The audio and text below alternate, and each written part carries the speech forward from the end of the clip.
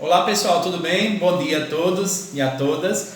Vamos começar mais uma aula. Hoje eu vou trazer para vocês, para a gente finalizar o nosso conteúdo, dar continuidade ao nosso conteúdo, eu vou falar sobre a função das proteínas, a classificação, as características, como é que elas estão inseridas no nosso organismo. Então eu trouxe aqui para a gente iniciar as principais funções das proteínas, Então nós temos aqui, começando, nós vamos falar sobre as proteínas energéticas, como é que elas estão inseridas no nosso organismo, Elas participam justamente, o próprio nome já está dizendo, dá para a gente entender, que participam justamente da fonte energética, ajuda no nosso processo metabólico, fornecendo nutrientes, para o desenvolvimento das células, ali no núcleo celular, no desenvolvimento justamente do DNA, na multiplicação dessas bases nitrogenadas, Aí nós temos assim, utilizadas pelas células como fonte de energia após serem hidrolisadas. Hidrolizadas por quê? Porque elas são quebradas justamente através da água, elas são sensíveis à água, então a água ajuda justamente nessa hidrólise, nesse processo de hidrólise, A próxima seria no processo hormonal, que está ligado o desenvolvimento do nosso organismo, na nossa estatura, o desenvolvimento de determinados órgãos, funcionamento de determinados órgãos, contenção, desses hormônios. Aí nós temos aqui um exemplo que eu trouxe para vocês, seria o hormônio do crescimento, GH. Esse hormônio do crescimento é justamente que vai ajudar no desenvolvimento desde lá da obtenção, desde a multiplicação celular, lá do feto, crescimento do feto, até os dias onde passa por aquele processo de crescimento do adolescente, desde a criança, passando pelo adolescente até a fase adulta. O próximo nós temos aí o processo imunitário, imunitário ou imunológico, a gente pode falar das duas, tem as duas nomenclaturas, que ajuda na defesa do nosso organismo, vai ajudar justamente ali no processo de defesa do nosso organismo. Esse processo de defesa, ele tem a atuação efetiva do quê? Dos anticorpos. Lembra que eu falei uma vez para vocês, já falei algumas vezes, acredito, Todas as vezes que a gente tem o quê? Alguma infecção,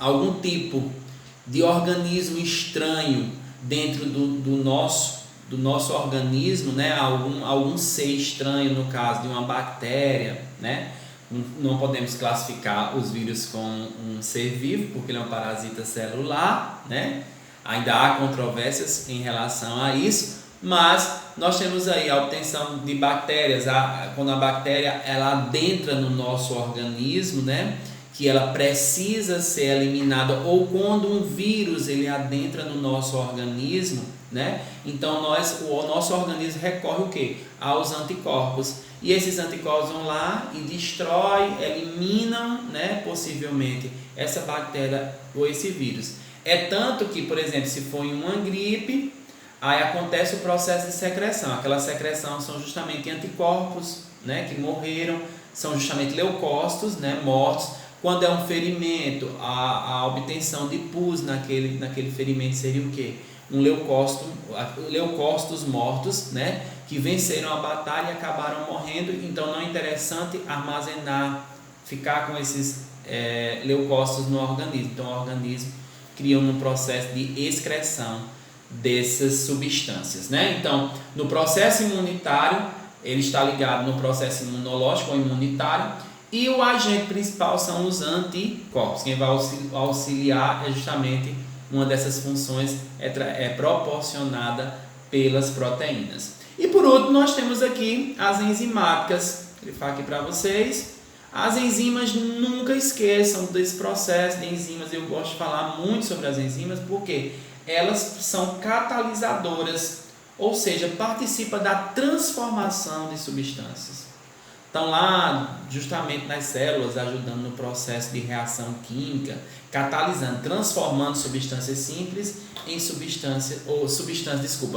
transformando substâncias compostas em substâncias mais simples para que sejam absorvidas pelas células, ok?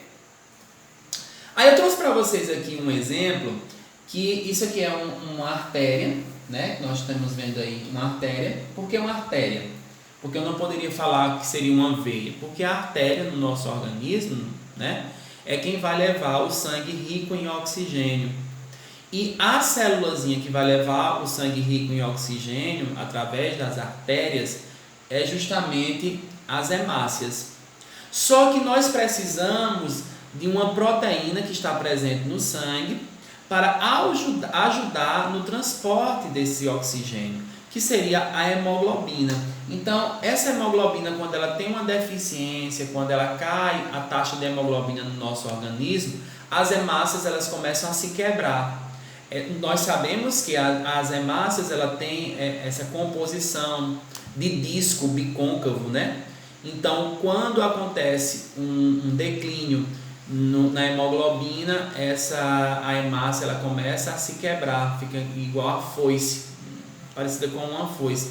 Então, a taxa de oxigênio também tende a cair, ok? Aqui nós temos a classificação, nós vamos falar justamente, que tem aqui citando justamente sobre esse processo da hemoglobina, mas nós temos aqui, ó, as enzimas, que é a primeira classe das enzimas, que vai justamente ajudar no processo catalisador, ou seja, neutralizando, ajudando na obtenção de determinadas substâncias, né?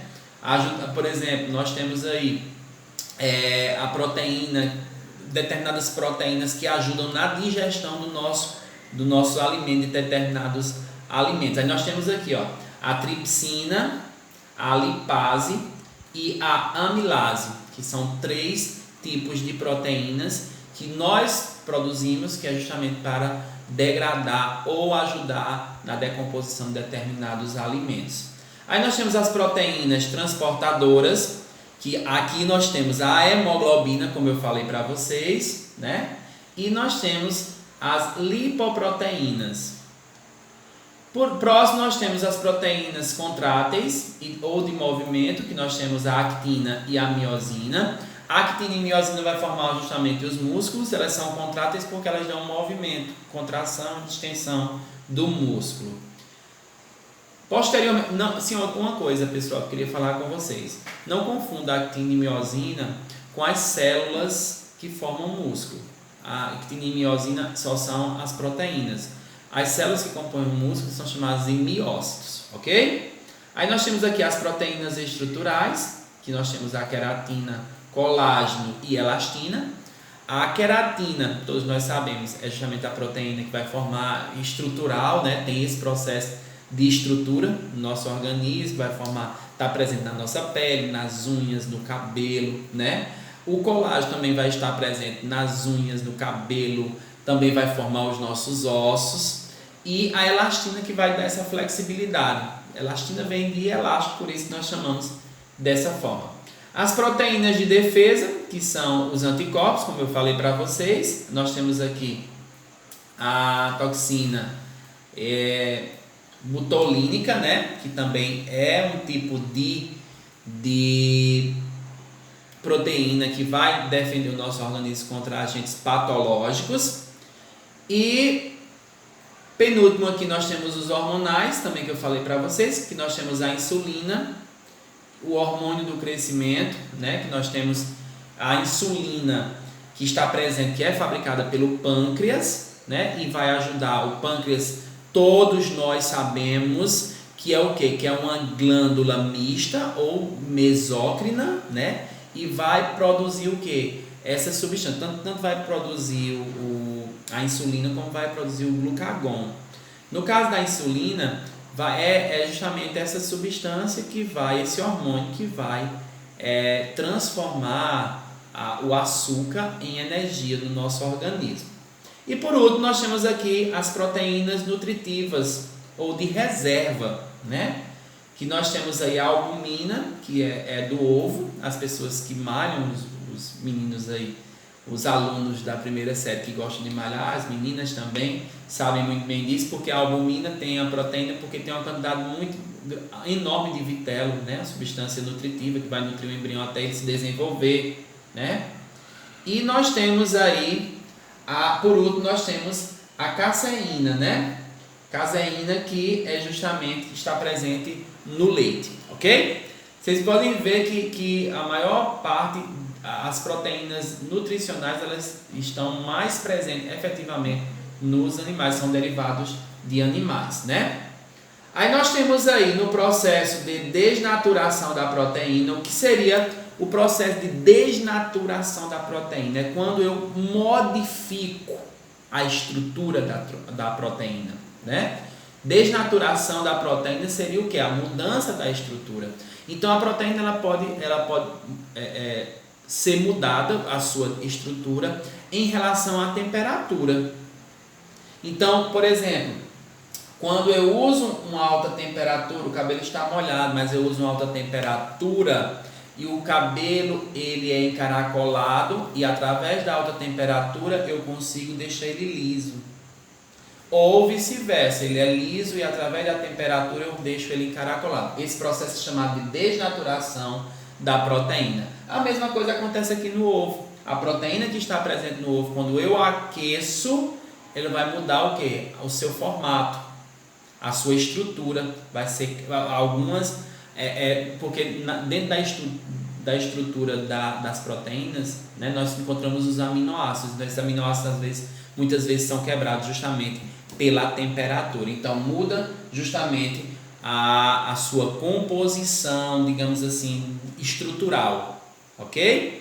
Tanto quando você aquece, quando você resfria. Mas o aquecimento vai justamente mudar efetivamente nesse processo, ok? Eu espero que vocês tenham entendido, né? Nos vemos na próxima aula. Obrigado!